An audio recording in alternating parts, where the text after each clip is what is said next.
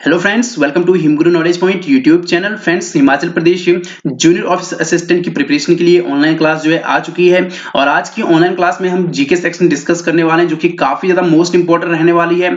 आपके 25 मार्क्स के लिए जो है काफी ज्यादा इंपॉर्टेंट ये क्लास रहने वाली है, जिसमें हम हिमाचल प्रदेश जीके के साथ साथ इंडियन जीके भी डिस्कस करने वाले हैं। और ये HPSSC द्वारा जो वेरियस एग्जाम्स कंडक्ट करवाए गए हैं जिसमें आपके पास जीके से पूछा गया है, वही जीके जो है हम आज की वीडियो में आपसे पूछने वाले हैं, जिससे कि आपको पता चल सके किस लेवल के प्रश्न जो है HPSSC द्वारा जो है पूछे जाते हैं। तो चलिए दोस्तों शुरू करते हैं। लाइव चैट में आप अपना उत्तर बता सकते हैं, जिससे आपकी जो है मॉक टेस्ट यहाँ पे रहता है और आपकी नॉलेज एनालिसिस, प्रिपरेशन एनालिसिस होगी, कितनी तैयारी आपकी यहाँ पे हो रही है। ठीक है, तो चलिए यहाँ पे शुरू करते हैं। पहला प्रश्न है हमारा, हिमाचल प्रदेश के प्रथम सूचना आयुक्त कौन थे?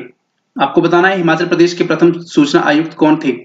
S Chakravarti, NC Mehta, PC Katoch या फिर PC Rana. First information commissioner of Himachal Pradesh, जल्दी से बता दीजिए।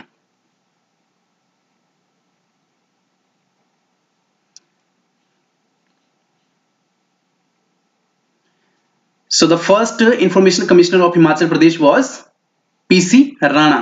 ठीक है, so the right answer is PC Rana. आपको याद रखना है डी, PC राणा जो है हिमाचल प्रदेश के फर्स्ट इंफॉर्मेशन कमिश्नर थे। अगला प्रश्न है, शिमला में ऑल इंडिया रेडियो सेंटर किस वर्ष में स्थापित हुआ था? जल्दी बताइए, 1955 में, 1959 में, 1962 में या फिर 1965 में?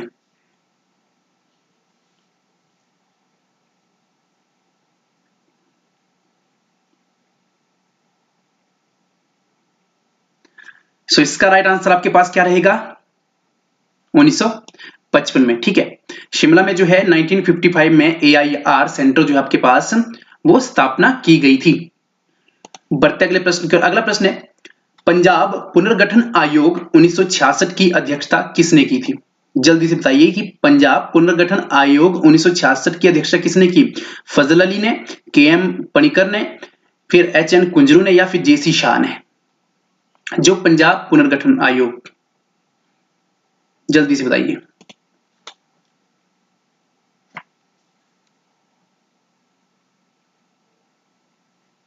सो इसका सही उत्तर आपके पास रहेगा JC शाह। ठीक है, जो आपके पास पंजाब रीऑर्गेनाइजेशन कमीशन था 1966 में, उसकी अध्यक्षता जो थी वो JC शाह ने की थी। आपको याद रखना है। अगला प्रश्न है, चंद्रा और भागा घाटी में नववर्ष उत्सव कहलाता है फगुली, हल्दा, गोची या फिर गेमूर? लाइव चैट में अपना उत्तर बताइए कि जो न्यू ईयर फेस्टिवल होता है चंद्रा एंड भागा वैली में, उसको क्या कहा जाता है? फगुली कहा जाता है, हल्दा, गोची या फिर गेमूर?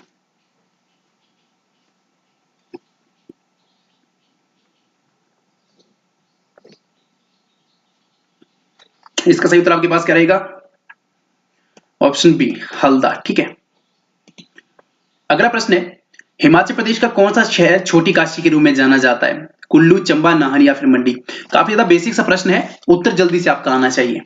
छोटी काशी।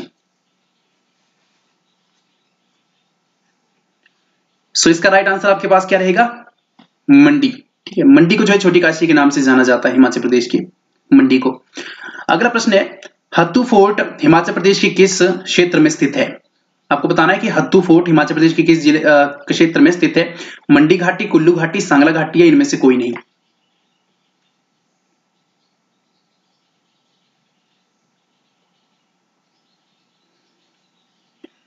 जल्दी से बताइए। सो इसका राइट आंसर आपके पास क्या रहेगा? None of these.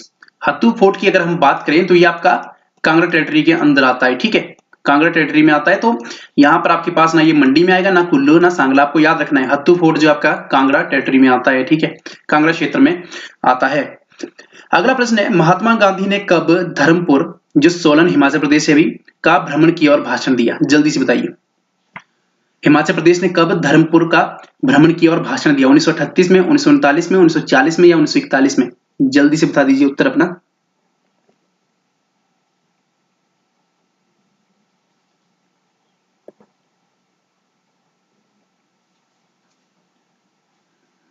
So the right answer is 1939 में। ठीक है, 1939 में महात्मा गांधी ने धर्मपुर का भ्रमण किया था और उस समय उन्होंने जो है अपनी स्पीच डिलीवर की थी। 1939 की अगर हम बात करें तो 1939 में ही आपका धामी गोली कांड भी हुआ था, जो आपको याद रखना है, जो भी काफी ज्यादा मैक्सिमम टाइम आपसे पूछा जाता है। अगला प्रश्न है, अर्जुन अवार्ड प्राप्त करने वाली प्रथम हिमाचली खिलाड़ी कौन थी? सीता गोसाई, सुमन रावत, रजनी गौतम या फिर कांता सूद, जिन्होंने आपके पास अर्जुन अवार्ड जो है प्राप्त किया था, हिमाचल प्रदेश की प्रथम हिमाचली खिलाड़ी।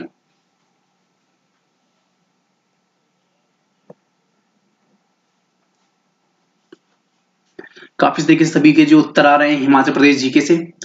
सो the right answer is B, Suman Rawat. ठीक है, सुमन रावत हिमाचल प्रदेश की ऐसी खिलाड़ी थी जिनको प्रथम बार जो है वो अर्जुन अवार्ड मिला था, और ये महिलाओं की बात यहाँ पे हो रही है। ठीक है, आपको याद रखना है। अगला प्रश्न है, चंबा कशीदाकारी और रुमाल के प्रवर्तन में किसने गहन रुचि ली? जल्दी बताइए। चंबा कशीदाकारी और रुमाल के प्रवर्तन में किसने गहन रुचि ली? चंपावती ने, साहिल वर्मन ने, बिमला शर्मा ने, कमला देवी चट्टोपाध्याय ने, जल्दी बताइए।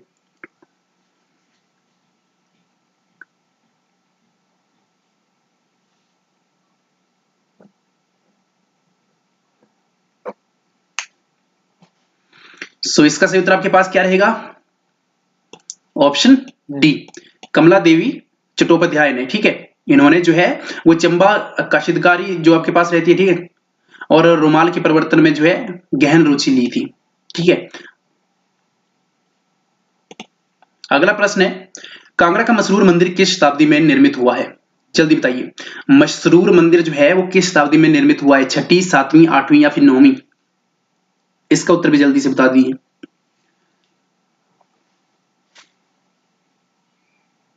Masroor rock cut temple.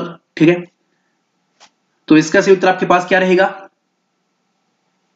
8वीं। ठीक है, 8वीं शताब्दी में जो है उसका निर्माण हुआ था, जो कांगड़ा का मशहूर मंदिर है। अगला प्रश्न है, मंडी का शिवरात्रि मेला किसने प्रारंभ किया? केशव सेन ने, श्याम सेन ने, युद्धवीर सेन ने या फिर अजबर सेन ने? जल्दी से इसका भी उत्तर बता दीजिए हमें। मंडी का शिवरात्रि मेला, अभी भी मंडी का शिवरात्रि मेला जो है कुछ समय पहले ही हुआ, तो जल्दी बताइए किसने प्रारंभ किया था ये?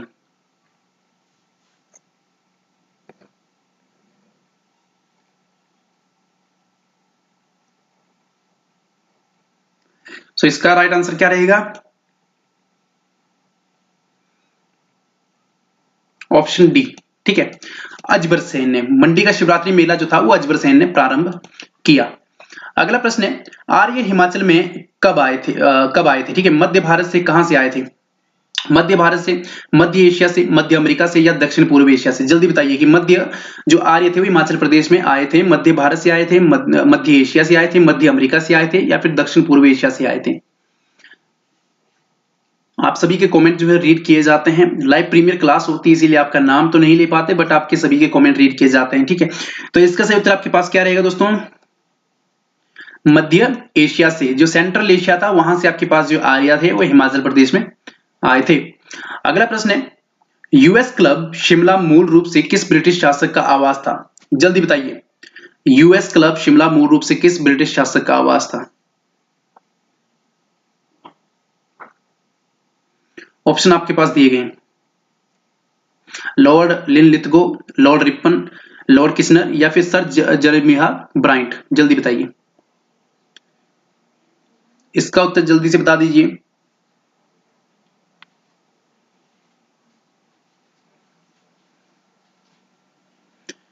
सो इसका सही उत्तर आपके पास क्या रहेगा?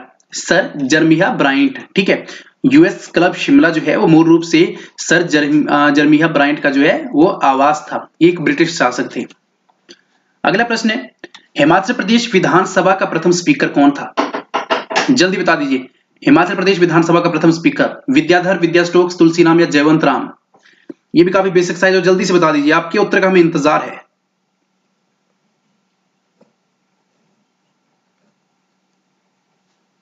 सो इसका राइट आंसर क्या होगा आपके पास? ऑप्शन डी, जयवंत राम। ठीक है, जयवंत राम जो थे हिमाचल प्रदेश के प्रथम विधानसभा स्पीकर थे। अगले प्रश्न की ओर बढ़ते हैं। अगला प्रश्न है, who was the ruler of Bushehr state when 1857 revolt took place? जब 1857 की क्रांति हुई उस समय बुशर राज्य का शासक कौन था? शमशेर सिंह था, मोहिंदर सिंह, छत्र सिंह या पदम सिंह? बताइए जल्दी से।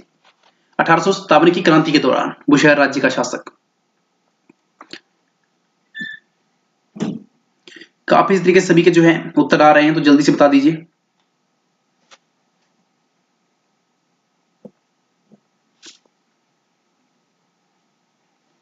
आपके पास इसका सही उत्तर क्या रहेगा? ए, शमशेर सिंह। ठीक है, जब आपके पास 1857 का जो है रिवॉल्ट हुआ था, ठीक है, क्रांति हुई थी, उस समय बुशहर राज्य जो आपके पास था, उसका जो आपके पास शासक था वो शमशेर सिंह था, आपको याद रखना है। अगला प्रश्न है, भागल राज्य की स्थापना किसने की? संपूर्णा डे ने, बाल डे ने, नाम डे ने या फिर अजय डे ने? जल्दी से बताइए, भागल राज्य की स्थापना।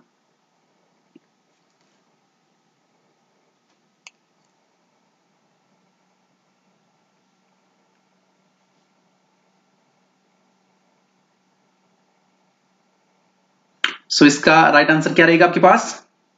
ऑप्शन डी, अजय डे ने। ठीक है, अजय डे ने जो है आपके पास वो भागल राज्य की स्थापना की। अगला प्रश्न है, सुंदरनगर शहर का पुराना नाम क्या था? धनियारा, हिमली, सूरजपुर या फिर बारेद? जल्दी से बताइए, सुंदरनगर शहर का पुराना नाम क्या था? धनियारा था, हिमली था, सूरजपुर था या फिर बारेद था? जल्दी से बता दीजिए इसका उत्तर।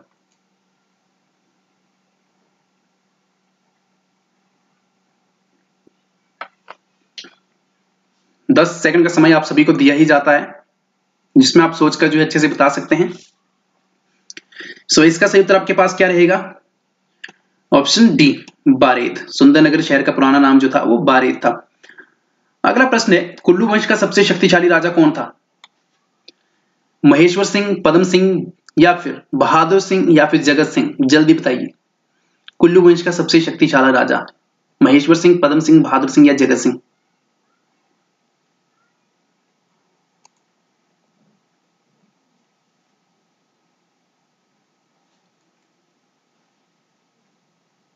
इसका राइट आंसर आपके पास रहेगा ऑप्शन ए, महेश्वर सिंह। ठीक है, अगला प्रश्न है, किसने कांगड़ा लाइब्रेरी की पुस्तकों का आधिपत्य लिया और उन्हें फारसी में अनुवादित करवाया? ये काफी ज्यादा जो है महत्वपूर्ण प्रश्न है, तो जल्दी से बताइए, किसने कांगड़ा लाइब्रेरी की पुस्तकों का जो है आधिपत्य लिया और उन्हें फारसी में अनुवादित करवाया? फिरोज शाह तुगलक ने, महमूद गजनवी ने, इजुद्दीन खालिद ने या फिर नादिर शाह ने? जल्दी से बता दीजिए।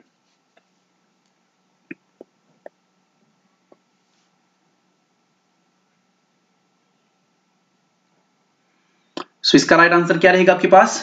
फिरोज शाह तुगलक ने। ठीक है, फिरोज शाह तुगलक ने जो है वो जो कांगड़ा लाइब्रेरी थी उनकी पुस्तकों का जो था आधिपत्य ले लिया था और बाद में उन्हें जो है वो फारसी में ट्रांसलेट करवाया था। ठीक है, अगला प्रश्न है, कौन सा जिला अपनी सीमा कांगड़ा जिले के साथ साझा नहीं करता है? बिलासपुर, चंबा, ऊना या फिर मंडी? ये काफी ज्यादा जो है बेसिक सा प्रश्न है, तो जल्दी से बताइए कि कौन सा जिला अपनी सीमा कांगड़ा जिले के साथ, कौन सा जिला नहीं लगता है इसमें से? बिलासपुर, चंबा, ऊना या मंडी? बता दीजिए।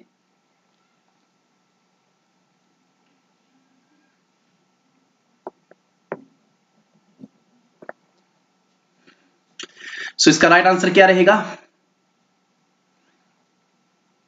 आप सभी के जो है अच्छे उत्तर आ रहे हैं, काफी ज्यादा सही जो है आप उत्तर देते हैं, तो इसका सही उत्तर रहेगा आपके पास ए, बिलासपुर। बिलासपुर जो है अपनी सीमा जो है कांगड़ा जिले के साथ बिल्कुल भी साझा नहीं करता है। ठीक है, बाकी चंबा, ऊना और मंडी की सीमा जो है वो कांगड़ा जिला के साथ लगती है। अगला प्रश्न है, मारकंडा खड्ड हिमाचल प्रदेश के किस जिले में स्थित है? कांगड़ा में, बिलासपुर में, चंबा में या सिरमौर में? मारकंडा खड्ड, बता दीजिए जल्दी से।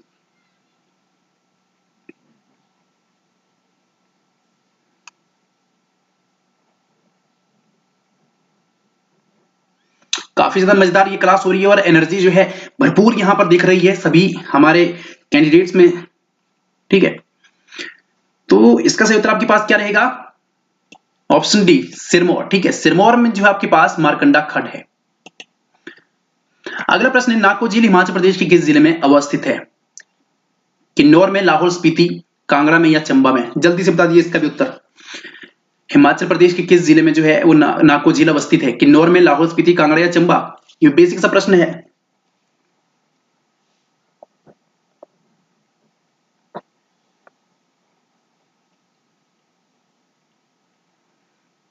सो इसका राइट आंसर आपके पास क्या रहेगा?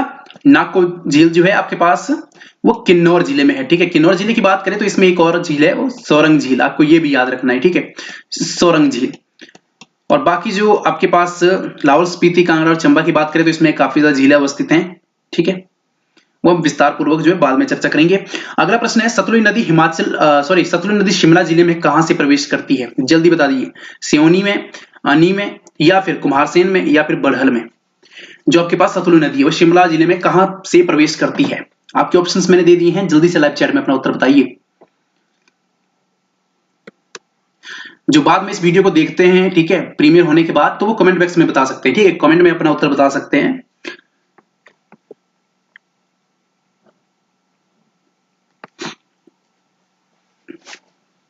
सतलुज नदी की बात करें तो वो शिमला जिले में जो है वो बड़हल नामक स्थान से जो है प्रवेश करती है, याद रखना है आपको। अगले प्रश्न की ओर बढ़ते हैं। अगला प्रश्न है स्थानीय भाषा में ग्लेशियर को किस नाम से जाना जाता है? ब्यूअल, ठीक है, या फिर घरत, शिगरी, शेगराना या शेगरिना, ठीक है, जल्दी से बताइए। ब्यूअल के नाम से, घरत के नाम से, शिगरी के नाम से, या फिर शेगिरना के नाम से, ठीक है।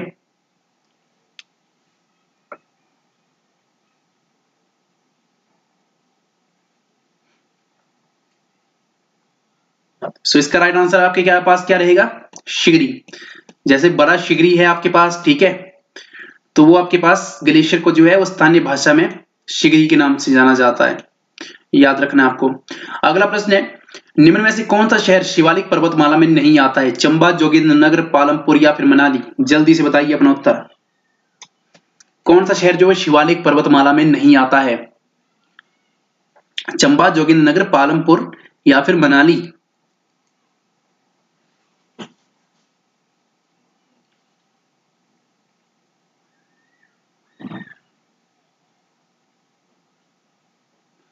सो इसका राइट आंसर आपके पास क्या रहेगा? ऑप्शन डी, मनाली जो है आपके पास वो शिवालिक पर्वतमाला में नहीं आता है। बढ़ते अगले प्रश्न की ओर। अगला प्रश्न जो है आपके पास इतिहास से संबंधित सिंधु घाटी सभ्यता का पतन कस्बा कौन सा है? ठीक है, जल्दी से बताइए। सिंधु घाटी सभ्यता का पतन कस्बा कौन सा है? बनावली है, लोथल है, रोपड़ है, या फिर हड़प्पा है? सिंधु घाटी सभ्यता से दोस्तों यहां पर आपके चांसेस रहते हैं 90 to 95% की आपको 1 से 2 प्रश्न जो है बिल्कुल आएंगे ही आएंगे, ठीक है, 90 to 95% ये आपके चांसेस रहते हैं। तो आपको सिंधु घाटी सभ्यता जो जरूर पढ़ना है, जो आपके पास ये इंडस वैली सिविलाइजेशन थी। सो इसका राइट आंसर आपके पास क्या रहेगा? लोथल, ठीक है, आपको याद रखना है सिंधु घाटी की सभ्यता का जो पतन कस्बा था वो आपके पास लोथल रहा था। अगला प्रश्न है महावीर के अनुयायियों को दिया गया मूल नाम था? अरहंत, निर्गंथ, जैन या फिर केवलिन? इसका भी उत्तर बता दीजिए।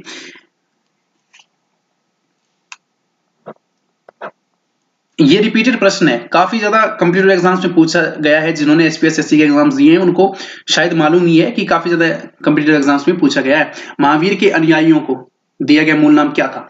तो इसका राइट आंसर आपके पास क्या रहेगा? निर्गंथ, ठीक है, याद रखना आपको, निर्गंथ। अगला प्रश्न है इतिहास में ज्ञात शाही मौर्य वंशावली का अंतिम सम्राट कौन था? जो शाही मौर्य वंशावली थी उसका अंतिम सम्राट कौन था इतिहास में ज्ञात? बृहद्रथ था, कुणाल था, संप्रति था, या फिर सलीसूक था? जल्दी से इसका भी उत्तर बता दीजिए।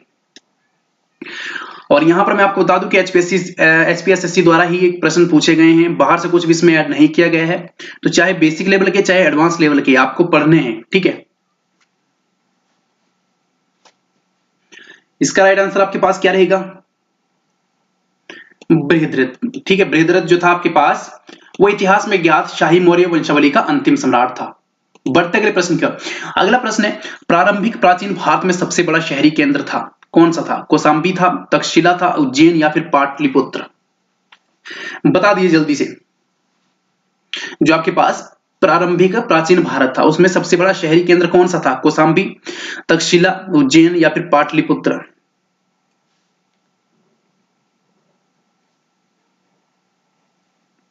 काफी तरीके से सभी व्यूअर जो है वो जुड़े हुए हैं।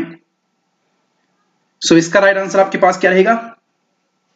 पाटलिपुत्र, ठीक है, पाटलिपुत्र जो है प्राचीन भारत में सबसे बड़ा शहरी केंद्र था, अर्बन सेंटर जिसे हम कहते हैं। अगला प्रश्न है सभी प्रकार की विदेशियों के लिए प्रयोग में आने वाला पद निम्न में से कौन सा है? यमन है, यव है, यवनिका है या फिर यवन है? जल्दी से बता दीजिए कि सभी प्रकार के विदेशियों के लिए प्रयोग में आने वाला पद निम्न में से कौन सा है? यमन, यव, यवनिका या फिर यमन, यवन?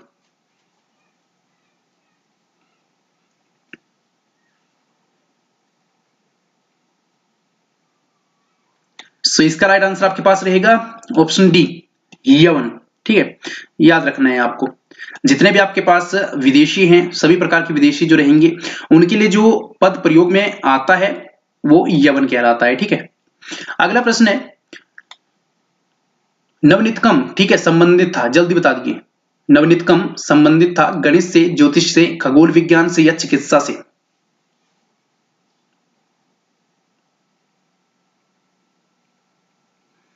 नवनीतकम, जल्दी से अपना उत्तर बताइए लाइव चैट में। और इसका सही उत्तर आपके पास क्या रहेगा? नवनीतकम जो था आपके पास वो मेडिसिन से रिलेटेड था, यानी कि चिकित्सा से संबंधित था। ठीक है, याद रखना आपको। अगले प्रश्न की ओर बढ़ते हैं।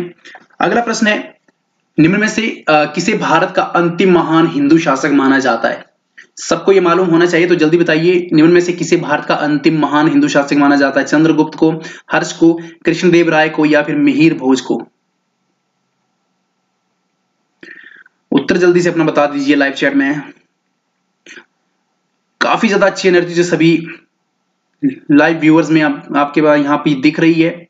ठीक है, तो इसका सही उत्तर आपके पास क्या रहेगा?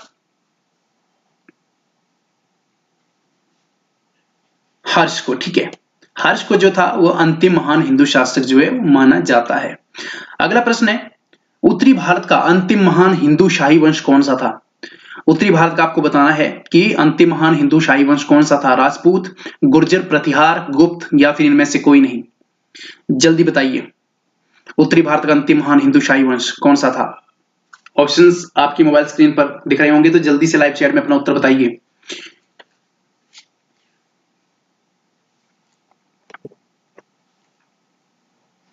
सो इसका राइट आंसर आपके पास क्या रहेगा? गुर्जर प्रतिहार। ठीक है, गुर्जर प्रतिहार जो थे वो उत्तर भारत का अंतिम महान हिंदू शाही वंश था, याद रखना आपको। अगला प्रश्न है, खजुराहो में प्रसिद्ध चतुर्भुज मंदिर का निर्माण किसने करवाया? परमारदी ने, धंग ने, जयशक्ति ने या फिर यशोवर्मन ने? खजुराहो में जो प्रसिद्ध चतुर्भुज मंदिर था उसका निर्माण किसने करवाया था? जल्दी से बता दीजिए, ऑप्शंस आपको मैंने दे दिए हैं, आप जो है बता सकते हैं।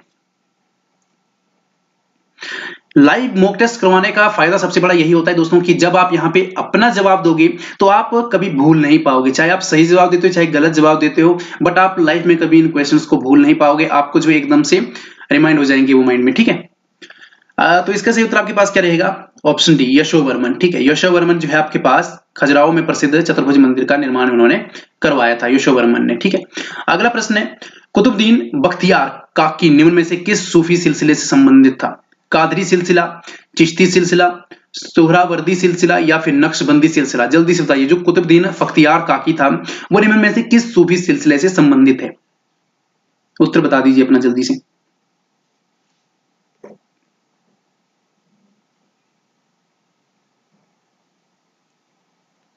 सो इसका राइट आंसर आपके पास क्या रहेगा? चिश्ती सिलसिला, चिश्ती ऑर्डर जो आपके पास था उससे कुतुबुद्दीन बख्तियार जो काकी था वो संबंधित था। अगला प्रश्न है, शासक जो किसी नवीन विजय के लिए नहीं गया था? जल्दी बता दीजिए, बलबन था, इल्तुतमिश था, फिरोज तुगलक था या फिर बहलोल लोदी? जो आपके पास फ्रेश जो विजय थी उसके लिए नहीं गया था, जो बलबन था, इल्तुतमिश था, फिरोज शाह तुगलक था या फिर बहलोल लोदी? जल्दी बता दीजिए। तो इसका सही उत्तर आपके पास क्या रहेगा? Option D, Bahlol Lodhi. बढ़ते अगले प्रश्न की ओर। अगला प्रश्न है, व्यापार के लिए जहाज कहां बनाए जाते थे? एली में, क्विलोन में, कालीकट में या फिर मालदीव जो आपके पास द्वीप है वहां पर? बताइए जल्दी से इसका भी उत्तर। व्यापार के लिए जहाज कहां बनाए जाते थे? एली में, क्विलोन में, कालीकट में या फिर मालदीव द्वीप में?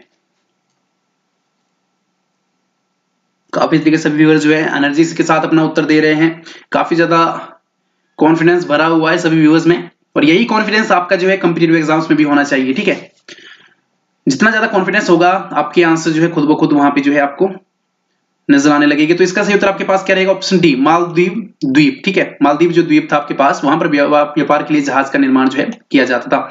अगला प्रश्न है, निम्न में से कौन सा विजयनगर का प्रथम शासक वंश था? संगम वंश, सालुवा वंश, तुलुवा वंश या फिर अराविदु वंश? जल्दी से बता दीजिए इसका उत्तर भी। निम्न में से कौन सा विजयनगर का प्रथम शासक वंश था? संगम वंश, सालुवा वंश, तुलुवा वंश या फिर अराविदु वंश? दोस्तों किसी भी हालत में ये जूनियर ऑफिस असिस्टेंट का एग्जाम आपके लिए जो है आसान नहीं रहने वाला है। काफी ज्यादा यहाँ पर कैंडिडेट है और एग्जाम भी उसी तरह से सेट किया जाएगा। तो मेरिट कट ऑफ काफी ज्यादा हाई यहाँ पे जाने वाली है, तो इसीलिए एडवांस लेवल के भी आपको करने ही पड़ेंगे। सो इसका राइट आंसर आपके पास क्या रहेगा? संगम वंश। ठीक है, विजयनगर का प्रथम शासक वंश तो था वो संगम वंश था। अगला प्रश्न है, निम्न में से किस सम्राट का मकबरा भारत के बाहर है? अकबर का, औरंगजेब, शाहजहां या फिर जहांगीर? जल्दी से बताइए किस सम्राट का जो मकबरा भारत के बाहर है? ऑप्शंस आपको दे दिए गए हैं।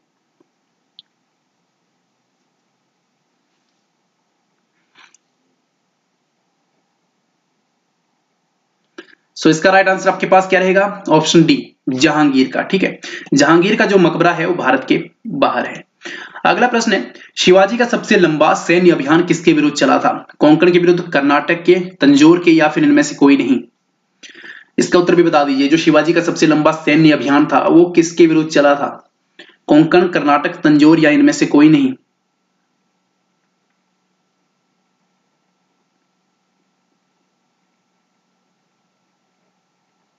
सो राइट आंसर आपके पास क्या रहेगा? ऑप्शन बी, कर्नाटका के विरुद्ध। ठीक है, बढ़ते अगले प्रश्न की ओर। अगला प्रश्न है, भारत में ब्रिटिश शासन की प्रारंभिक अवस्था में अंग्रेजों को हराने वाला भारतीय शासक कौन था? रणजीत सिंह, हैदर अली, टीपू सुल्तान या फिर महादजी सिंधिया? जो भारत में ब्रिटिश शासन की प्रारंभिक अवस्था थी उस समय जो है अंग्रेजों को हराने वाला जो पहला भारतीय था वो कौन था? रणजीत सिंह था, हैदर अली, टीपू सुल्तान या महादजी सिंधिया?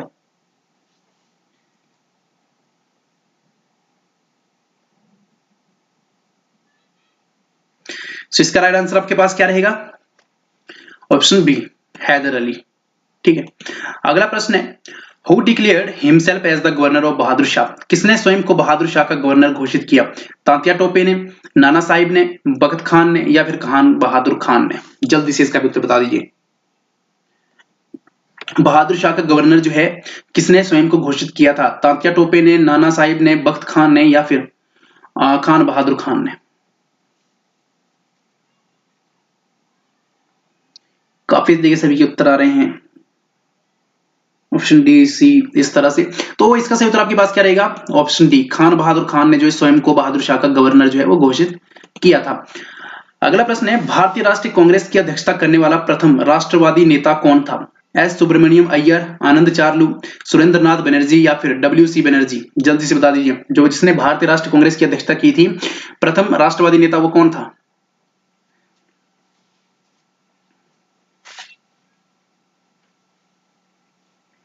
तो इसका राइट आंसर आपके पास क्या रहेगा? Option D, W C. बनर्जी। आपको याद रखना, डब्ल्यू.सी. बनर्जी जो थे वो प्रथम राष्ट्रवादी नेता थे जिन्होंने भारतीय राष्ट्रीय कांग्रेस की अध्यक्षता की थी। तो चलिए बढ़ते हैं अगले प्रश्न की ओर। हमारे पास ये अगला प्रश्न ये है कि गांधी जी के कितने अनुयायी दांडी यात्रा में जाने के लिए चुने गए थे?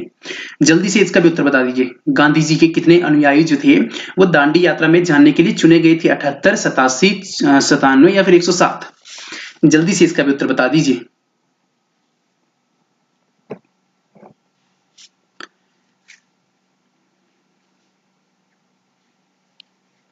इसका सही उत्तर आपके पास क्या रहेगा? Option A, 78। ठीक है, याद रखना है आपको, 78 अनुयायी जो थे, फॉलोअर्स जो गांधी जी के थे, उनको जो था वो दांडी यात्रा में जाने के लिए चुना गया था। अगला प्रश्न है, कांग्रेस के किस अधिवेशन के बाद मोहम्मद अली जिन्ना ने कांग्रेस छोड़ दी? जल्दी से बताइए, कांग्रेस के किस अधिवेशन के बाद जो है वो मोहम्मद अली जिन्ना ने कांग्रेस छोड़ दी? गया अधिवेशन के बाद, लाहौर अधिवेशन, नागपुर अधिवेशन या फिर अहमदाबाद अधिवेशन?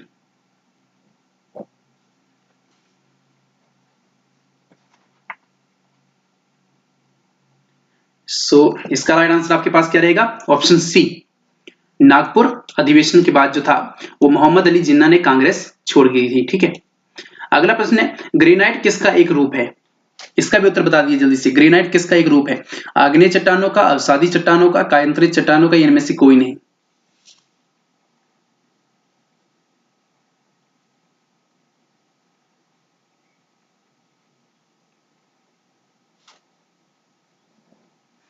सो इसका सही उत्तर आपके पास क्या रहेगा? आग्नेय चट्टाने, यानी कि इग्नियस रॉक्स जो आपके पास रहती है, ग्रेनाइट उसका एक रूप है। अगला प्रश्न है निम्न में से कौन सी एक हरित गैस है? ग्रीन हाउस गैस कौन सी है? ऑक्सीजन है, कार्बन डाइऑक्साइड, या नाइट्रोजन या हाइड्रोजन? ये जल्दी से बता दीजिए। ये तो काफी ज्यादा सरल सा प्रश्न है, तो जल्दी से बता दीजिए। सामान्य विज्ञान का ये प्रश्न है, आपको आना ही चाहिए। सो इसका सही उत्तर आपके पास क्या रहेगा? Option B, carbon dioxide. CO2 जो है आपके पास एक ग्रीन हाउस गैस है। अगला प्रश्न है समुद्री जल की लवणता अधिकतम होती है भूमध्य रेखा पर, ध्रुवों पर, उष्णकटिबंधों पर, या फिर परिबद्ध समुद्रों में? जल्दी बताइए। समुद्री जल की लवणता अधिकतम होती है भूमध्य रेखा पर, ध्रुवों पर, उष्णकटिबंधों पर, या फिर परिबद्ध समुद्रों में? जल्दी बता दीजिए इसका भी उत्तर। आपके उत्तर का इंतजार है। सो आपके पास जो समुद्री जल की लवणता है वो ट्रॉपिक्स यानी कि उष्ण कटिबंधों पर जो है सबसे ज्यादा होती है, अधिकतम होती है। तो यहाँ पे आपके पास ऑप्शन सी जो है राइट आंसर रहेगा। अगला प्रश्न है कच्छी क्षेत्रों में पाई जाने वाली मृदा इससे जानी जाती है? बोग मृदा, या फिर चेस्टनट मृदा, प्रेरी मृदा, या लेटराइट मृदा? जल्दी बताइए। जो कच्छी क्षेत्रों में पाई जाती है, मार्शी एरियाज जो आपके पास रहते हैं, उसमें किस टाइप की सॉइल पाई जाती है? जल्दी बताइए।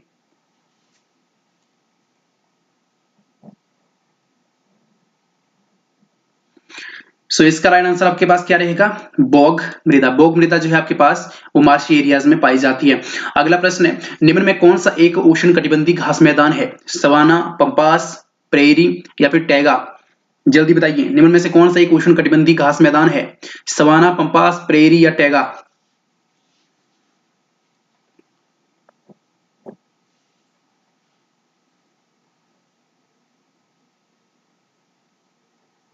सो इसका राइट आंसर आपके पास क्या रहेगा? सवाना। ठीक है, सवाना जो है आपके पास एक ट्रॉपिकल ग्रासलैंड है। अगला प्रश्न है आपके पास हॉर्टिकल्चर सर्वाधिक फैली हुई है भूमध्य सागरीय क्षेत्रों में, उपोष्ण क्षेत्रों में, शीतोष्ण क्षेत्रों में, या फिर विश्व क्षेत्रों में? जल्दी बताइए।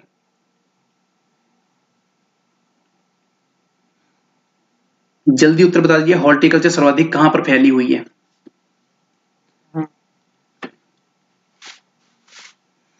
सो इसका राइट आंसर आपके पास क्या रहेगा? ऑप्शन ए, भूमध्य सागरीय क्षेत्रों में जो आपके पास हॉर्टिकल्चर सर्वाधिक फैली हुई है। अगला प्रश्न है दक्षिण एशिया की मुख्य खाद्य फसल कौन सी है? गेहूं, चावल, बाजरा, या फिर ये सभी? दक्षिण एशिया की बता दीजिए। साउथ एशिया की जो है सबसे आपके पास जो है मुख्य खाद्य फसल कौन सी है? Main food crop?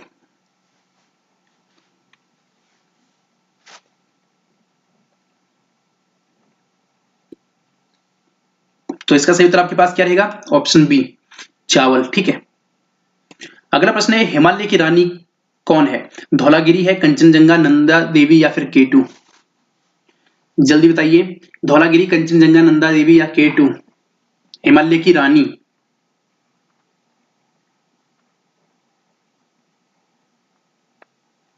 सो इसका राइट आंसर आपके पास क्या रहेगा? Option B, Kanchenjunga. ठीक है, कंचनजंगा जो है हिमालय की रानी है। अगला प्रश्न है बराक नदी कहां से निकलती है? लोकटक झील से, माउंट जैपो झील से, बेतुल से, या इनमें से कोई नहीं? जल्दी बता दीजिए। जो बराक नदी है कहां से निकलती है?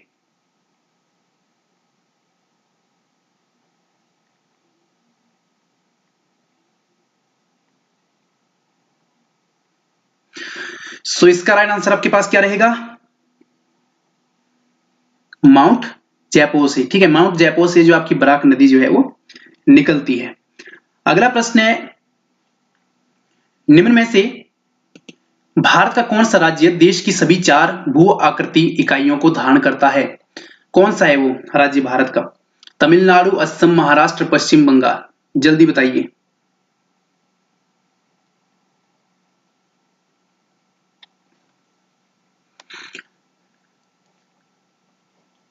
सो इसका राइट आंसर आपके पास क्या रहेगा? महाराष्ट्र, ठीक है।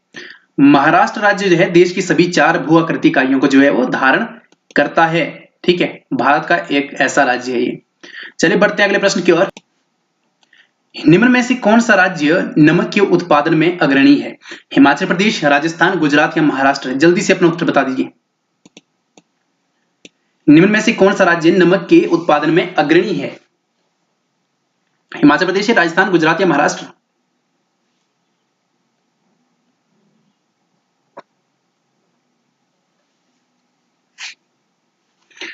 सो इसका राइट आंसर आपके पास क्या रहेगा?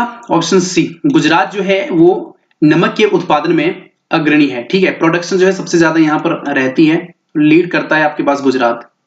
अगला प्रश्न है, निम्न में से कौन सा बांध रणजीत सागर बांध से भी जाना जाता है? भाखड़ा नंगल बांध, हीराकुंड बांध, मेतुर बांध या फिर थियन बांध? जल्दी बताइए। निम्न में से कौन सा बांध जो है रणजीत सागर बांध से भी जाना जाता है? जल्दी से बताइए। आप सभी के जो कमेंट आ रहे हैं और काफी अच्छे तरीके से सभी जो उत्तर दे रहे हैं एनर्जी से भरपूर, हमारी ये लाइव सेशन चला हुआ है। जल्दी से अपने फ्रेंड्स को भी इसमें जोड़ दीजिए ताकि अच्छे से प्रिपरेशन यहाँ पे हो सके, मॉक टेस्ट यहाँ पे हो सके। तो यहाँ पे इसका सही उत्तर रहेगा आपके पास ऑप्शन डी, ठीक है, थियन बांध। थियन बांध को जो आपके पास रणजीत सिंह जो है रणजीत सागर डैम के नाम से भी जाना जाता है। अगला प्रश्न है, कालाकोट कोयला क्षेत्र अवस्थित है झारखंड में, आंध्र प्रदेश में, जम्मू कश्मीर में या फिर पश्चिम बंगाल में? जो कालाकोट कोयला क्षेत्र है वो कहां अवस्थित है? झारखंड में, आंध्र प्रदेश में, जम्मू कश्मीर में या फिर पश्चिम बंगाल में?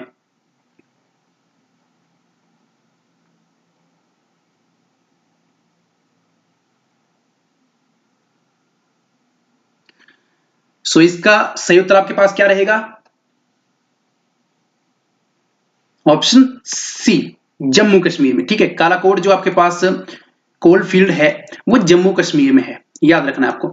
अगला प्रश्न है आपके पास, विवाह की औसत आयु उच्चतम है ईसाइयों में, सिखों में, मुसलमानों में या फिर हिंदुओं में?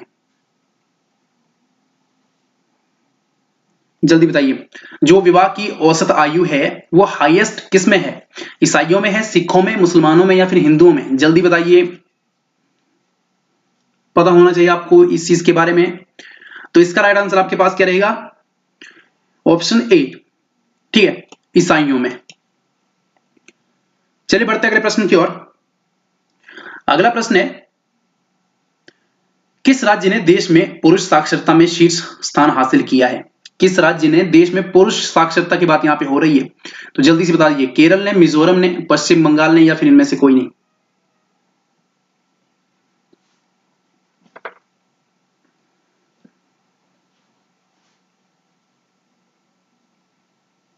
सो इसका राइट आंसर आपके पास क्या रहेगा? ऑप्शन ए, केरल ने, ठीक है। अगला प्रश्न है, भोटिया जनजाति में चरवाहे कहलाते हैं क्या? अंडवाल, खवाक, संथाली या फिर मीरी? जल्दी बता दीजिए। भोटिया जनजाति में चरवाहे क्या कहलाते हैं? अंडवाल कहलाते हैं, खवाक, संथाली, संथाली या फिर मीरी? जल्दी बताइए। सो इसका राइट आंसर आपके पास क्या रहेगा दोस्तों? ऑप्शन ए, अंडवाल, ठीक है। जो आपके पास भोटिया जनजाति के चरवाहे हैं उन्हें अंडवाल कहते हैं, आपको यहां पर याद रखना है। तो चलते हैं, बढ़ते हैं अगले प्रश्न की ओर। अगला प्रश्न है, सुंदरलाल बहुगुणा संबंधित है चिपको आंदोलन से, नर्मदा बचाओ आंदोलन से, सत्याग्रह से या फिर टिहरी बांध से? जल्दी से इसका भी उत्तर बता दीजिए। सुंदरलाल बहुगुणा किससे संबंधित है? जल्दी से अपना उत्तर बता दीजिए। काफी एकदम यह भी मजेदार यहां पर प्रश्न होने वाला है।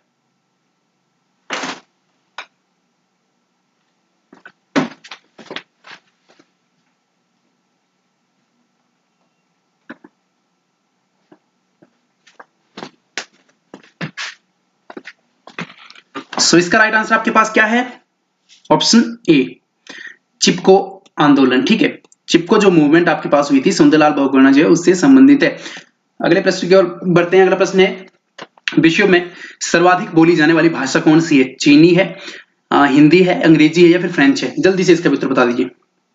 विश्व में सर्वाधिक बोली जाने वाली भाषा कौन सी है?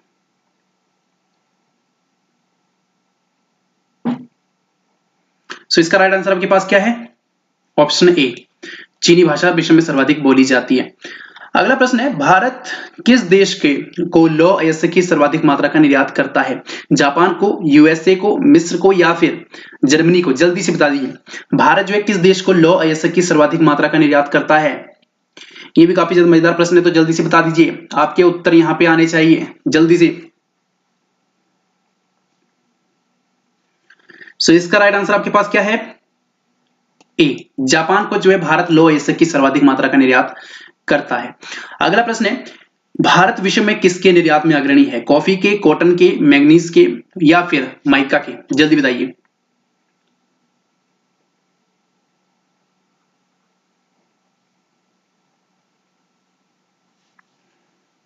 सो इसका राइट आंसर आपके पास क्या है? माइका। ठीक है, माइका का जो है वो निर्यात किया जाता है। भारत विश्व में जो है अग्रणी स्थान पर है।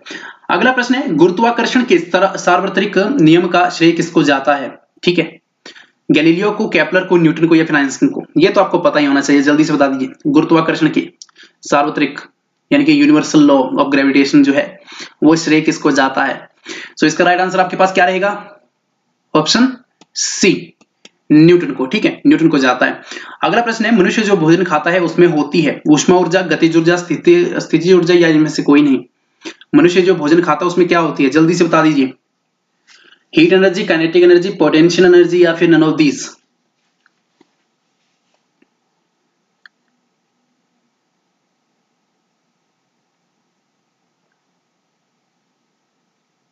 सो इसका राइट आंसर आपके पास क्या रहेगा? Option C, potential energy. स्थितिज ऊर्जा जो है वो आपके पास जो मनुष्य भोजन खाता है उसमें होती है। अगला प्रश्न है, तरल बूंद और बुलबुले इस परिघटना के कारण गोलाकार आकृति अर्जित करते हैं? केशिकत्व के कारण, पृष्ठ तनाव के कारण, गुरुत्वीय प्रभाव के कारण? जल्दी से बता दीजिए। जो आपके पास लिक्विड ड्रॉप्स होती है और बबल्स होते हैं वो स्पेरिकल शेप जो है वो किस फिनोमिनन के कारण जो है वो बनती है? कैपिलरी के कारण यानी केशिकत्व के कारण या फिर सरफेस टेंशन के कारण, ग्रेविटेशनल इफेक्ट के कारण या इनमें से किसी के कारण नहीं? जल्दी से बता दीजिए।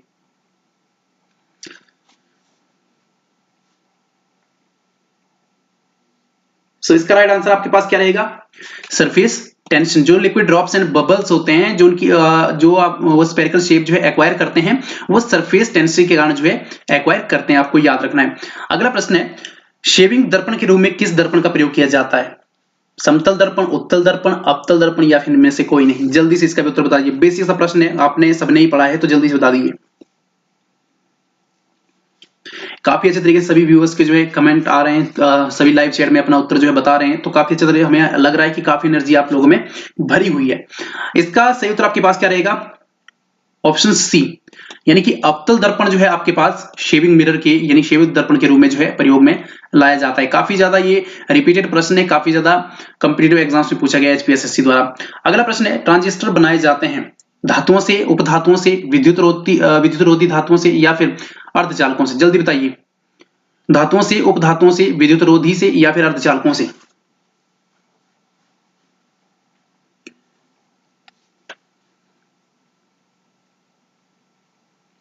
तो जो आपके पास ट्रांजिस्टर रहते हैं वो आपके पास अर्धचालकों से बनाए जाते हैं, सेमीकंडक्टर से बनाए जाते हैं, आपको याद रखना है। ठीक है, बढ़ते अगले प्रश्न की ओर।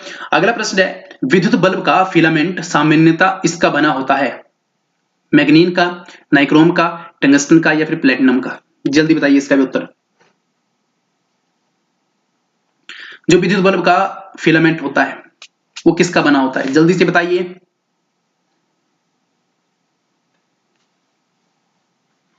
सो इसका राइट आंसर आपके पास क्या रहेगा? ऑप्शन सी, टंगस्टन का। ठीक है, याद रखना आपको, टंगस्टन का बना होता है। अगला प्रश्न है, भारत का सबसे बड़ा न्यूक्लियर रिसर्च रिएक्टर माना जाता है? ध्रुव से, साइरस से, अप्सरा से या फिर पूर्णिमा? जल्दी बताइए। भारत का सबसे बड़ा जो न्यूक्लियर रिसर्च रिएक्टर है वो कौन सा माना जाता है? ध्रुव, साइरस या फिर अप्सरा या फिर पूर्णिमा? जल्दी बता दीजिए।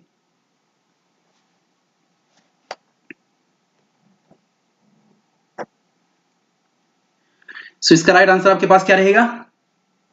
ध्रुव से। ठीक है, याद रखना आपको। अगला प्रश्न है, व्यापक रूप से प्रयुक्त पॉलीमर पॉलीएथिलीन, ठीक है, बनाए जाते हैं, किससे बनाए जाते हैं? एथिलीन से, प्रोपिलीन से, ठीक है, ब्यूटाडीन से या फिर टेट्रोफ्लोरोएथिलीन से? जल्दी बता दीजिए। जो आपके पास व्यापक रूप से पॉलीमर होते हैं, पॉलीइथाइलिन होते हैं, वो किससे बनाए जाते हैं? आपको ऑप्शन मैंने दे दिए। सो इसका राइट आंसर आपके पास क्या होगा? इथाइलिन से, यानी कि एथिलीन से। ठीक है, अगले प्रश्न की ओर बढ़ते हैं। अगला प्रश्न है, रिफामाइसिन किसके उपचार में प्रयुक्त औषधि है? ठीक है, रिफामाइसिन जो है वो किसके उपचार में प्रयुक्त औषधि है? टाइफाइड के, कैंसर के, क्षय रोग के, या फिर एड्स के? ट्यूबरकुलोसिस जिसे हम कहते हैं, टीबी का रोग, या फिर एड्स के? जल्दी से बताइए जो आपके पास रिफामाइसिन है।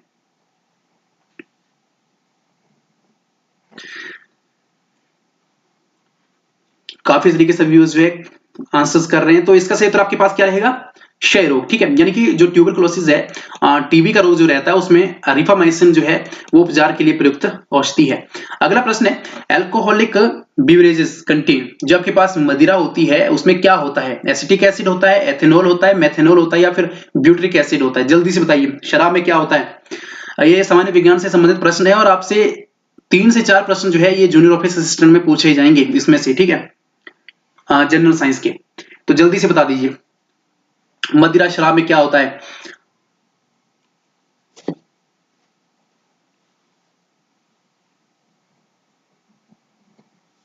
सो इसका राइट आंसर क्या रहेगा? एथेनॉल। ठीक है, अगर हम बात करें अल्कोहलिक बेवरेजेस जो वाइन्स रहती हैं उसमें आपके पास एथेनॉल मिला होता है। अगले प्रश्न की ओर बढ़ते हैं। अगला प्रश्न है, फ्यूमाजिलिन में है एक अपमार्जक, प्रतिजैविक, कीटनाशी, या फिर शाकनाशी? जो आपके पास फ्यूमाजिलिन है उसमें क्या रहता है? डिटर्जेंट, एंटीबायोटिक, या फिर इंसेक्टिसाइड, या फिर आपके पास हर्बिसाइड रहते हैं? जल्दी से बताइए।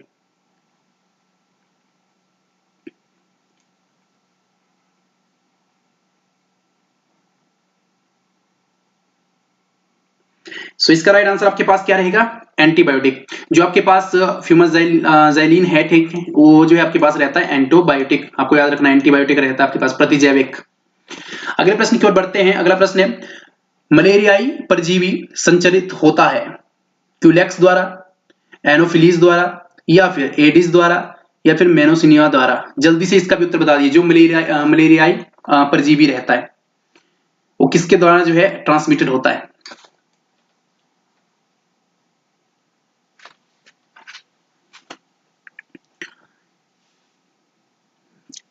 जी, सभी के काफी अच्छे तरीके से जो है उत्तर आ रहे हैं, तो इसका सही उत्तर आपके पास क्या रहेगा? एनोफिलीज द्वारा। ठीक है, आपको याद रखना है जो मलेरियल आपके पास पैरासाइट है वो ट्रांसमिटेड होता है एनोफिलीज द्वारा। अगले प्रश्न की ओर बढ़ते हैं। अगला प्रश्न है, उच्च कार्बोहाइड्रेट तत्व वाला नट यानी कि फल कौन सा है? कोकोनट है, चेस्टनट है, बीच नट है, या फिर आलमंड है? जिसमें आपके पास उच्च कार्बोहाइड्रेट होती है, हाई कार्बोहाइड्रेट जो कंटेंट मिला होता है? जल्दी से उत्तर बता दीजिए।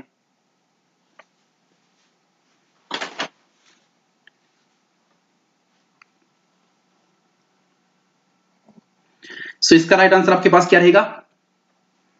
Option B, chestnut. ठीक है, चेस्टनट जो आपके पास रहता है जिसमें उच्च कार्बोहाइड्रेट तत्व मिले होते हैं। अगले प्रश्न की ओर बढ़ते हैं। अगला प्रश्न है, किसके निर्माण के लिए टैनिन प्रयोग किया जाता है? इसका उत्तर जल्दी से बता दीजिए। किसके निर्माण के लिए टैनिन प्रयोग किया जाता है? शैम्पू के, साबुन के, स्याही के, या फिर बटन के? टैनिन का प्रयोग जो है जो किया जाता है किसके निर्माण के लिए?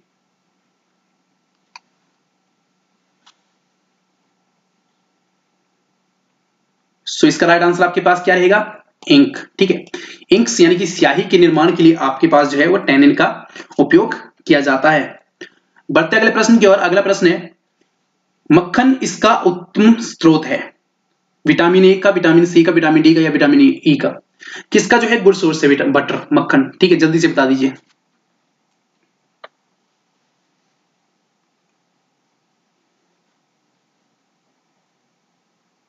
सो इसका राइट आंसर आपके पास क्या रहेगा? Option A, vitamin A. Vitamin A का जो है वो गुड सोर्स आपके पास रहता है बटर, मक्खन। ठीक है, विटामिन से रिलेटेड आपके पास ये क्वेश्चन जो है वो पूछे जाएंगे, चाहे क्वेश्चन कोई भी हो, बट विटामिन का आपको याद रखना है। ठीक है, अगला प्रश्न है, निम्न में से कौन सा मौलिक अधिकार विदेशी नागरिकों को प्राप्त नहीं है? विधि के समक्ष समानता, अभिव्यक्ति की स्वतंत्रता का समानता, शरीर और जीवन की स्वतंत्रता का अधिकार, या फिर शोषण के विरुद्ध अधिकार? जल्दी से इसका उत्तर बता दीजिए कि कौन सा अधिकार जो है वो विदेशी नागरिकों को जो है प्राप्त नहीं है। जल्दी बताइए, इसका उत्तर आपको आना ही चाहिए। सो इसका राइट आंसर आपके पास क्या रहेगा कि विदेशी जो आपके पास, ठीक है, विदेशी नागरिक होते हैं उनके पास right of freedom of expression नहीं होता, यानी कि अभिव्यक्ति के स्वतंत्रता का अधिकार जो है विदेशी नागरिकों के पास नहीं रहता है। ठीक है, अगले प्रश्न की ओर बढ़ते हैं। अगला प्रश्न है, निम्न में से कौन सी नियुक्ति भारत के राष्ट्रपति द्वारा नहीं की जाती है? भारत के मुख्य न्यायाधीश की, सेना प्रमुख की, एयर स्टाफ का प्रमुख जो रहता है, या फिर लोकसभा स्पीकर? जल्दी बता दीजिए कि निम्न में से कौन सी की नियुक्ति जो है वो भारत के राष्ट्रपति द्वारा नहीं की जाती है।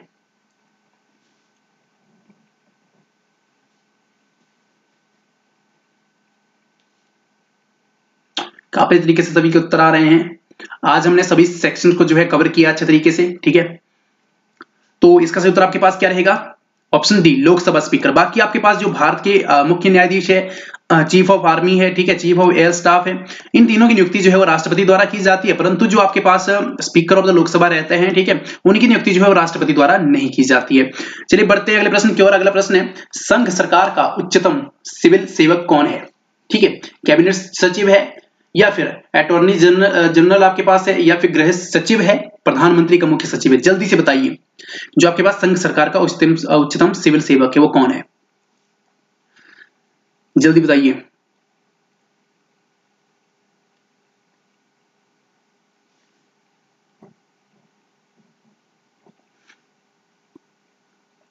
काफी तरीके से सभी जो उत्तर दे रहे हैं, और ये काफी ज्यादा महत्वपूर्ण प्रश्न है। ठीक है, एचपीएससी द्वारा ही पूछे गए हैं। तो इसका सही उत्तर आपके पास क्या रहेगा? कैबिनेट सचिव। जो कैबिनेट सेक्रेटरी है आपके पास, वो सिविल सर्वेंट रहते हैं यूनियन गवर्नमेंट में। ठीक है, आपको याद रखना है, उच्चतम सिविल सेवक जो रहता है आपके पास। अगले आपके पास प्रश्न है, आपातकाल की उद्घोषणा को संसद के समक्ष उसके अनुमोदन के लिए रखा जाना चाहिए 1 माह के भीतर, 2 माह के भीतर, 6 माह के भीतर, या 1 वर्ष के भीतर? जल्दी से बताइए कि आपातकाल की उद्घोषणा को संसद के समक्ष जो है उसके अनुमोदन के लिए कितने वर्ष के भीतर जो है रखा जाना चाहिए? 1 माह के भीतर, 2 माह के भीतर, 6 माह के भीतर, या 1 वर्ष के भीतर? अनुमोदन यानी कि उसके अप्रूवल के लिए आपको बताना है। ठीक है, प्रोक्लेमेशन जो आपके पास इमरजेंसी की होती है। जल्दी से उत्तर बता दीजिए आप। सो इसका राइट आंसर आपके पास क्या रहेगा? जल्दी से उत्तर बता दीजिए। इसका राइट आंसर आपके पास रहेगा ऑप्शन ए, 1 माह के भीतर। ठीक है, तो आपको यहां पर याद रखना है। चलिए बढ़ते अगले प्रश्न की ओर। अगला प्रश्न है, भारत के उपराष्ट्रपति को हटाने का प्रस्ताव प्रस्तावित किया जा सकता है केवल लोकसभा में, केवल राज्यसभा में, संसद के संयुक्त सत्र में, या फिर संसद के किसी भी सदन में? जल्दी बता दीजिए, जो भारत के उपराष्ट्रपति है उनको हटाने का प्रस्ताव जो है वो कहां प्रस्तावित किया जा सकता है? जल्दी से उत्तर बताइए अपना।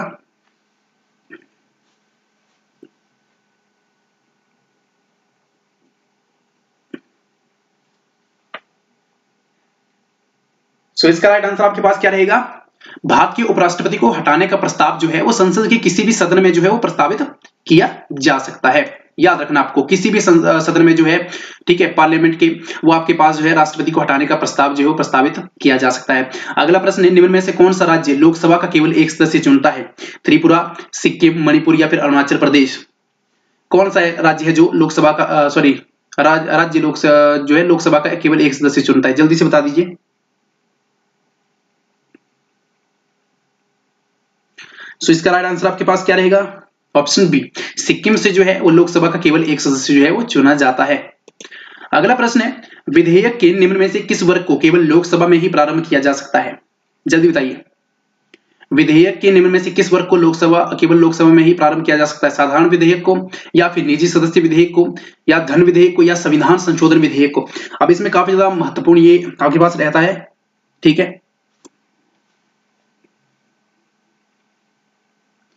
तो यहां पे आपके पास राइट आंसर रहेगा धन विधेयक, यानी कि मनी बिल जो है वो आपके पास केवल लोकसभा में ही प्रारंभ किया जा सकता है, धन विधेयक का जो वर्ग रहता है। अगले प्रश्न की ओर बढ़ते हैं। अगला प्रश्न है, स्वतंत्र भारत में प्रथम महिला मुख्यमंत्री कौन थी? ये काफी ज्यादा जो है आपको आना चाहिए। स्वतंत्र भारत में प्रथम महिला मुख्यमंत्री कौन थी? विजया लक्ष्मी पंडित, सरोजिनी नायडू, अमृत कौर, या फिर सुचेता कृपलानी? जल्दी से बता दीजिए, प्रथम महिला मुख्यमंत्री स्वतंत्र भारत में कौन थी?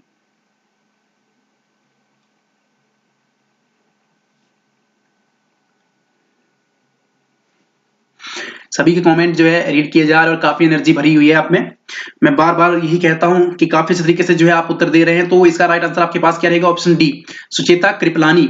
ठीक है, सुचेता कृपलानी जो है स्वतंत्र भारत की प्रथम महिला मुख्यमंत्री थी। अगला प्रश्न है, भारत में पंचवर्षीय योजना को अंतिम रूप से अभी स्वीकृति प्रदान की जाती है केंद्रीय मंत्रिमंडल द्वारा, नीति आयोग द्वारा, जो प्रधानमंत्री की सलाह पर राष्ट्रपति द्वारा, या फिर राष्ट्रीय विकास परिषद द्वारा? जल्दी से बताइए, जो भारत में पंचवर्षीय योजना को अंतिम रूप से अभी स्वीकृति जो है प्रदान किसके द्वारा की जाती है? जल्दी बताइए।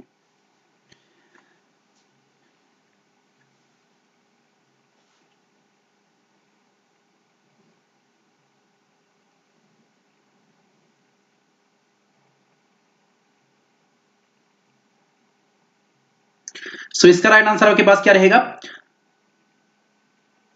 राष्ट्रीय विकास परिषद द्वारा। ठीक है, भारत में पंचवर्षीय योजना को जो है फाइनली अप्रूव जो है वो राष्ट्रीय विकास परिषद द्वारा जो है, यानी कि नेशनल डेवलपमेंट जो काउंसिल आपके पास बनी हुई है उसके द्वारा जो है दी जाती है। बढ़ते अगले प्रश्न की ओर। अगला प्रश्न है, भारत के संविधान के किस अनुच्छेद के अनुप्रयोग द्वारा वित्तीय आपातकाल की उद्घोषणा की जा सकती है? 352 के तहत, 356 के तहत, 360 के तहत या 370 के तहत? जल्दी से बताइए कि किस आर्टिकल जो है अप्लाई करके फाइनेंशियल इमरजेंसी जो है वो डिक्लेयर की जा सकती है? भारत के संविधान का कौन सा वो अनुच्छेद है?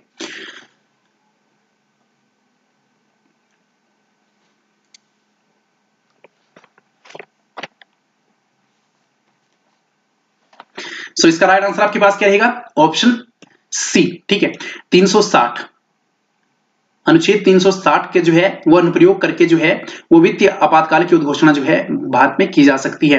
अगला प्रश्न है आपके पास, भारत के संविधान के किस संशोधन ने शिक्षा का अधिकार प्रदान करने वाला एक नया अनुच्छेद 21A जो है वो संविधान में स्थापित किया है? जल्दी से बताइए। 66वां संशोधन, 88वां संशोधन, 90वां या फिर 96वां संशोधन? जल्दी से बता दीजिए।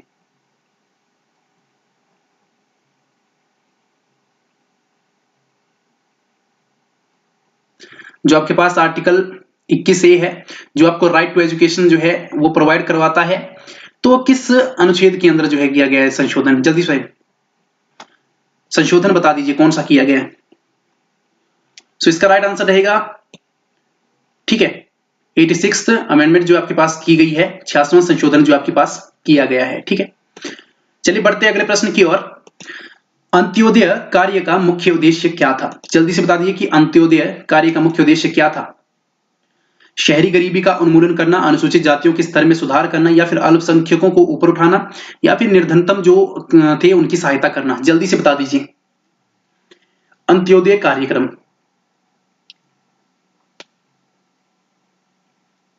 सो इसका राइट आंसर आपके पास क्या रहेगा? ऑप्शन डी, निर्धनतम की सहायता करना। ठीक है, अगला प्रश्न है, SJSRY संबंधित है शहरी क्षेत्रों से, ग्रामीण क्षेत्रों से, अर्ध शहरी क्षेत्रों से, या इन सभी से?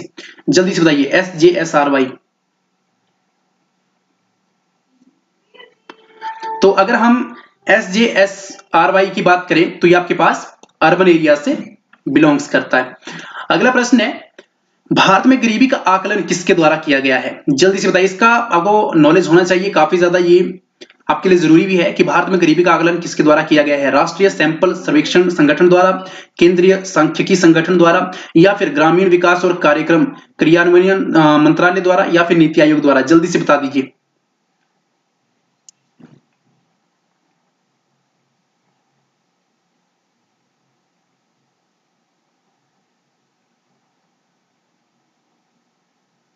सो इसका राइट आंसर आपके पास क्या रहेगा? नीति आयोग द्वारा। ठीक है, नीति आयोग द्वारा तो जो है भारत में गरीबी का आकलन जो है वो किया गया है, आपको याद रखना है। अगला प्रश्न है, भारत में केंद्रीय बैंकिंग के कार्य किसके द्वारा संपादित किए जाते हैं? सेंट्रल बैंक द्वारा, SBI द्वारा, RBI द्वारा, या फिर B और C दोनों द्वारा? जल्दी से बताइए, भारत में केंद्रीय बैंकिंग के कार्य किसके द्वारा संपादित किए जाते हैं? सेंट्रल बैंक द्वारा, SBI द्वारा, RBI द्वारा, B और C दोनों द्वारा? जल्दी से बता दीजिए, काफी ज्यादा महत्वपूर्ण ये प्रश्न है। आपकी मोबाइल स्क्रीन पर आपको ऑप्शन दिखाई दे रहे होंगे, तो जल्दी से लाइव चैट में उत्तर भी बता दीजिए। तो इसका राइट आंसर आपके पास क्या रहेगा? RBI द्वारा। ठीक है, भारत में जो केंद्रीय बैंकिंग के कार्य है वो RBI द्वारा जो है वो परफॉर्म किए जाते हैं, आपको याद रखना है। अगला प्रश्न है, निस्तंभ स्फीति है, ठीक है, स्टैगफ्लेशन जो है वो क्या है?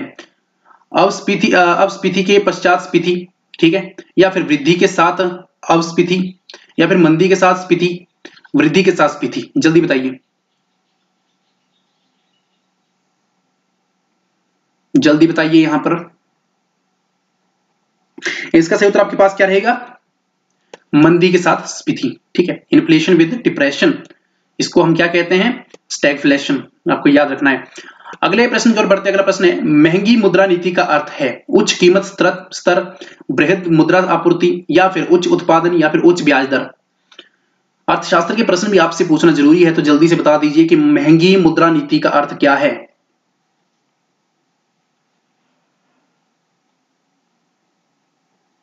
तो इसका राइट आंसर आपके पास क्या रहेगा? ऑप्शन डी, उच्च ब्याज दर, ठीक है, आपको याद रखना है, उच्च ब्याज दर। महंगी मुद्रा नीति क्या है? उच्च ब्याज दर।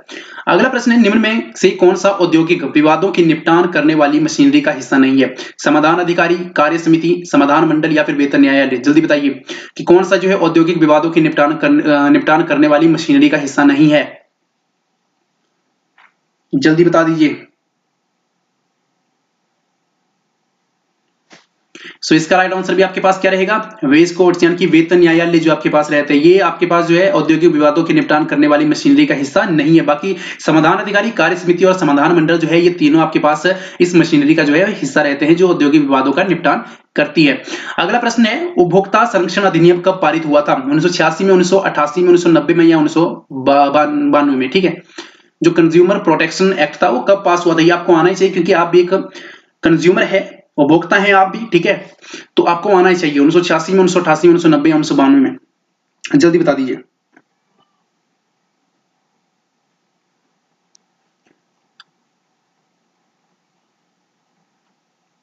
सो इसका राइट आंसर आपके पास क्या रहेगा? ऑप्शन ए, 1986 में, ठीक है, 1986 में जो आपके पास कंज्यूमर प्रोटेक्शन एक्ट जो है वो पारित किया गया था।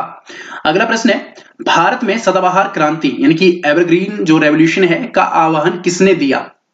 ठीक है, एमएस स्वामीनाथन ने, एपीजे अब्दुल कलाम ने, डॉक्टर मनमोहन सिंह ने, या फिर वर्गीज कुरियन ने। जल्दी से इसका भी उत्तर बता दीजिए, सदाबहार क्रांति का आह्वान किसने दिया था?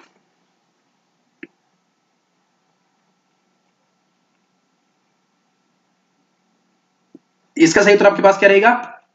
एमएस स्वामीनाथन ने, ठीक है, याद रखना है आपको। चलिए बढ़ते अगले प्रश्न की ओर।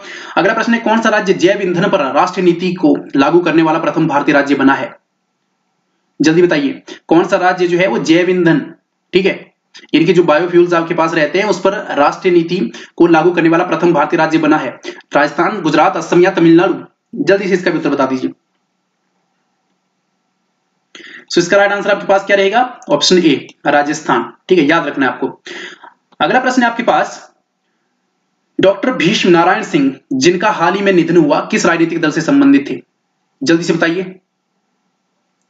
2018 में इनका निधन हुआ था, ये आपके पास करंट अफेयर से रिलेटेड क्वेश्चन था, जल्दी से बताइए।